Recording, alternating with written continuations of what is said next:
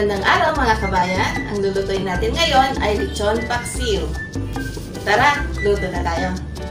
Ang una natin gagawin ay lilinisan natin or tatanggalin yung mga hindi na pwedeng isama sa ating lechon paksiw at huwain na rin natin yung mga sobrang laki at alisin na rin natin yung ibang buto na hindi na kailangan, kagaya ng buto sa ulo, sobrang laki na to, so tatanggalan lang natin ng laman.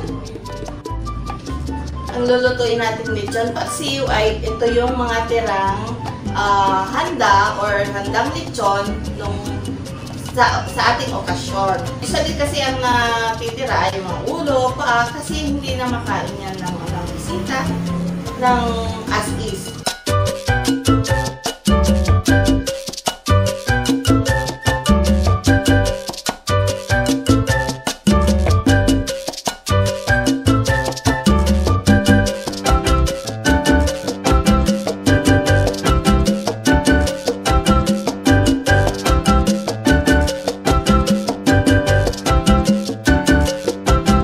Hindi na natin isasama itong mga ito kasi may mga matatalim na buto ito. So, may tendency na humalo ito sa ating lechon paksiw na baka makain pa natin.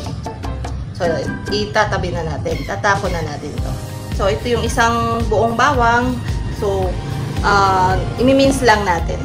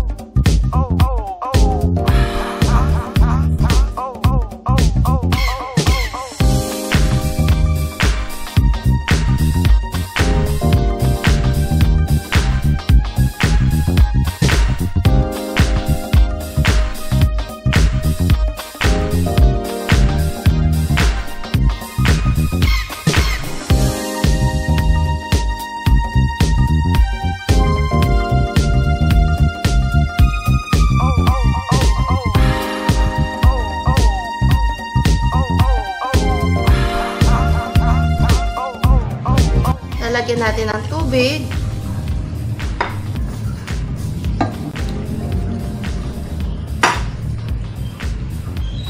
Ang suka. Ng paminta. Yung bagong crush na paminta.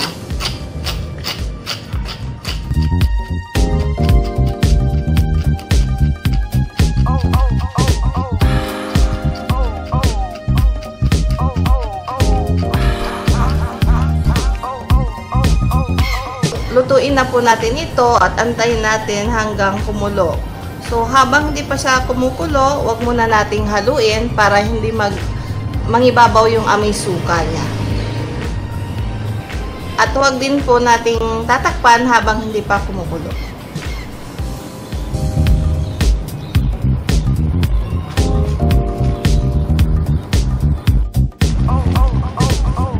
Lalagyan din natin ng laurel. Sa ilalim para yung aroma niya ay sumama sa ating niluluto. Takpan muna natin at i-simmer para manuot yung mga ricado na nilagay natin.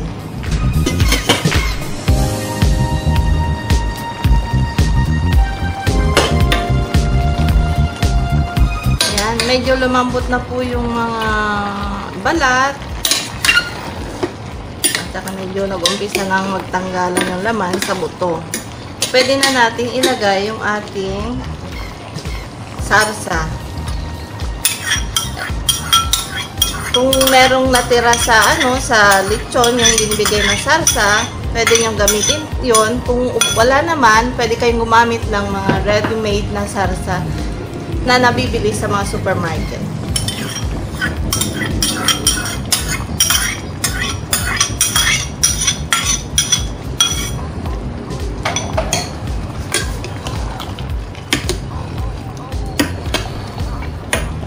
So, pag nagluluto po kayo ng ng lechon paksiw, kailangan siguraduhin nyo din na makapal yung kaserola nyo para maiwasan natin yung dumikit at masunog yung ating niluluto.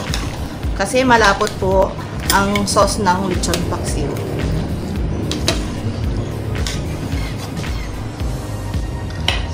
So, isi-simmer po natin ulit ito.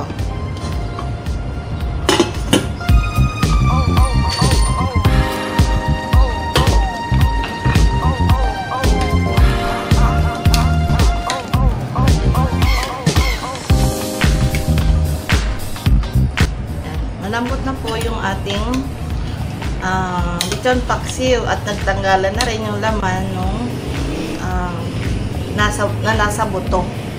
So, okay lang yon kasi yung sarasa pa lang, ulam na.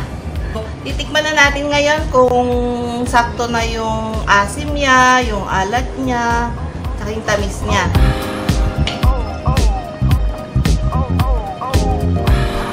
Medyo kulang ng tamis, kaya lalagyan lang natin ng konting asukal para ma-neutralize yung kanyang lasa.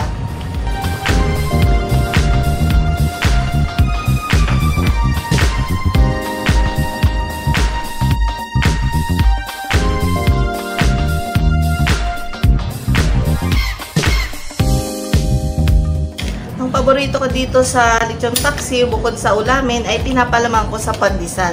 Kahit na malamig, masarap. Luto na po ito, pwede natin itong iserve.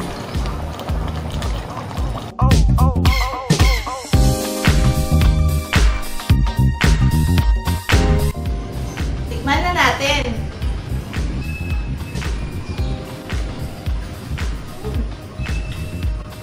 Sarap. Tama lang yung linamnam niya, yung alat, tamis, at saka yung aroma ng mga ingredients. Sarap talaga. Try nyo pa sa bahay nyo at huwag nyo kalimutang i-like, i-share at mag-subscribe sa channel ko. Thank you!